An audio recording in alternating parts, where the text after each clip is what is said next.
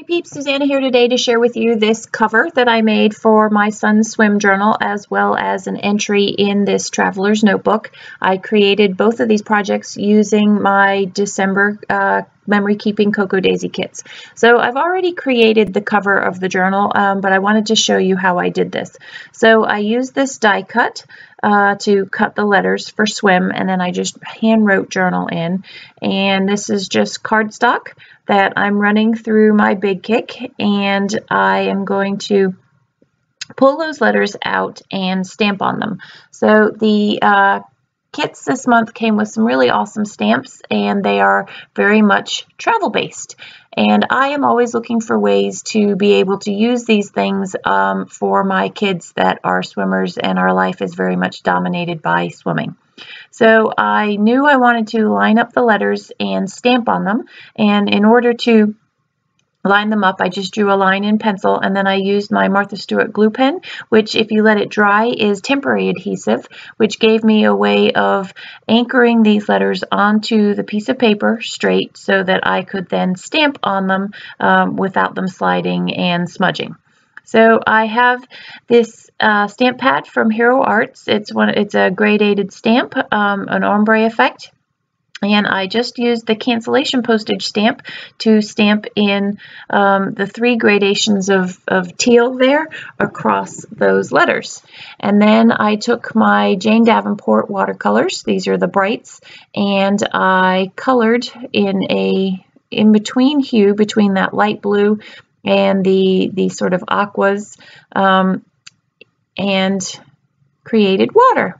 So I thought that this was a perfect way, and I can see many, many more uses of this stamp, cancellation stamp, for swimming and water, as water features highly in our lives. So then I just adhered those to a label and hand wrote journal, and it was a quick, simple journal cover. So I have fallen down the slippery slope of traveler's notebooks, and so this journal is about my son's year of swimming as a 15-year-old. So each meet that he swims, I am going to do a page with a picture of him, and then somewhere I will write all of the times and possibly some comments on how that swimming goes. So this is a stencil, and I have some Shimmers modeling paste, only the stencil is very thin, and in my traveler's notebook it didn't work. So I'm just going to lift that up, and I'm going to go back to my watercolors that I used on my cover, and I'm going to give those a go and see if they work. What I love about this stencil is that it looks kind of like splashed water, and our lives are full of splashed water and watermarks from hours and hours at the pool. So I thought this was a fun way to sort of, while it is sort of coffee drink rings or teacup rings even, it also worked really well for swimming. So again, I just have my Jane Davenport watercolors, and you can see I put a little bit of water to dilute the colors, and then I'm going to use that darker blue again along with some water. So this is my first adventure into travel notebooks. These are just cheapy old notebooks that I picked up from Michael's. The paper is not white, which I struggle with because I'm a big fan of white, and the papers are a little bit thin, but I am having fun learning as I go, and so I have learned that I definitely need to invest in some better quality travel notebooks. So I have both stamp sets out here, and what I'm going to do now is I'm going to create a border that goes all the way around this double page spread. And so I've used the big stamp with the horizontals, and it's got the thinner lines, and my original plan had been to use the 3 different colors in this variegated ombre stamp set or stamp pad from Hero Arts.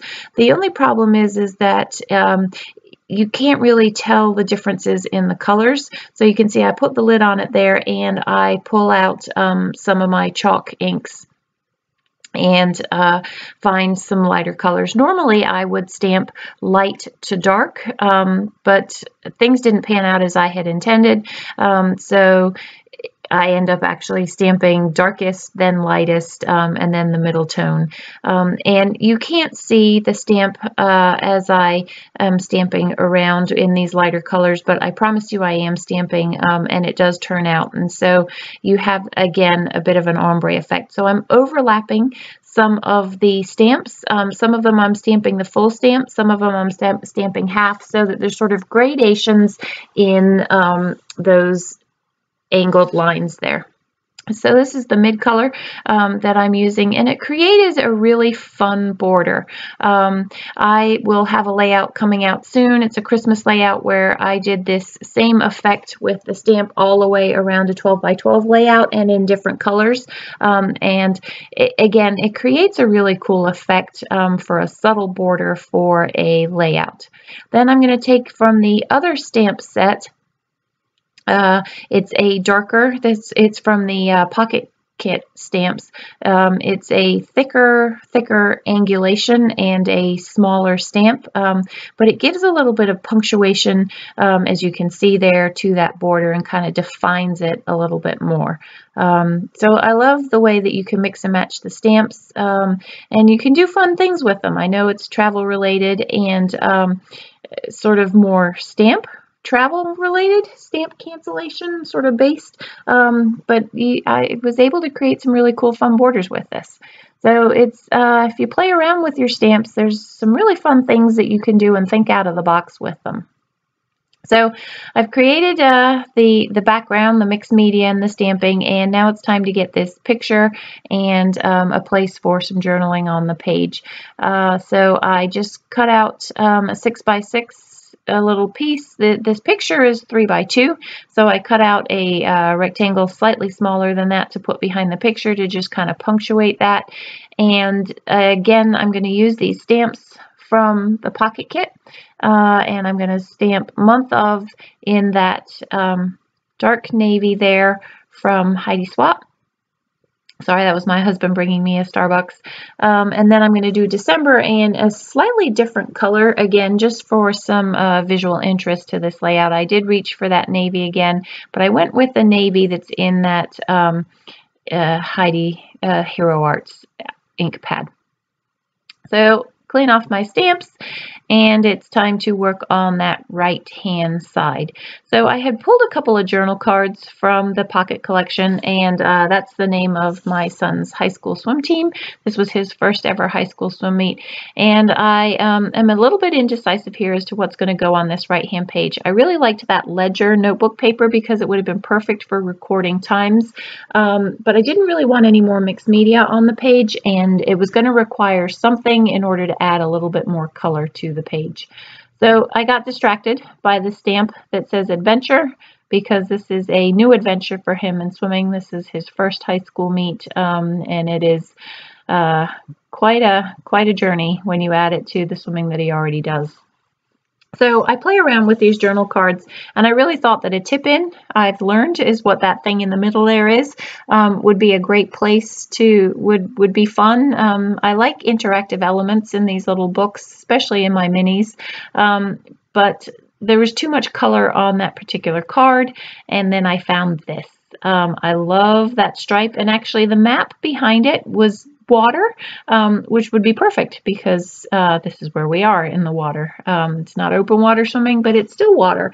And I thought it would be fun to do a tip in there, but then I wasn't sure what was going to go behind the tip in if that's what I did. So rather than making it a tip in, I cut this 6x6 paper down to just another 4x3 card, and it was perfect contrast to the blues that I already had in the page, as well as the stamp border. But I wanted to tie in that little bit of brightness that I had on the left-hand page, so that just little ripped edge to the right of the logo gave me that pop of color that I was looking for. Now, by putting that there, I haven't left myself a whole lot of room for journaling, or actually what would be his swim times.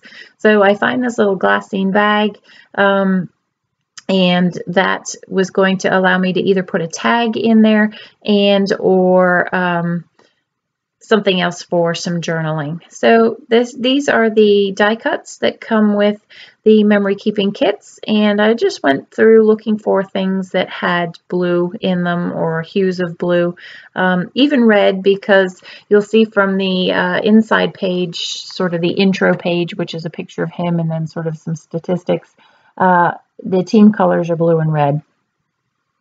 I found that tag and very bravely cut it and I'm going to use that over by the picture. And again, just by putting the tag above that picture, it makes the dimension, the height of the picture, left-hand side of the page, somewhat similar to the card that I've got on the right-hand side there. So it sort of just brings some balance to the spread.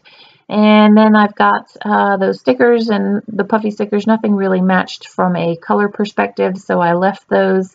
And then what I decided to do here is I used one of those labels to anchor the bottom of this 4x3 card so that I could flip that down, and now I can write on top of the vellum, as well as if I wanted to put a tag in that vellum pocket there.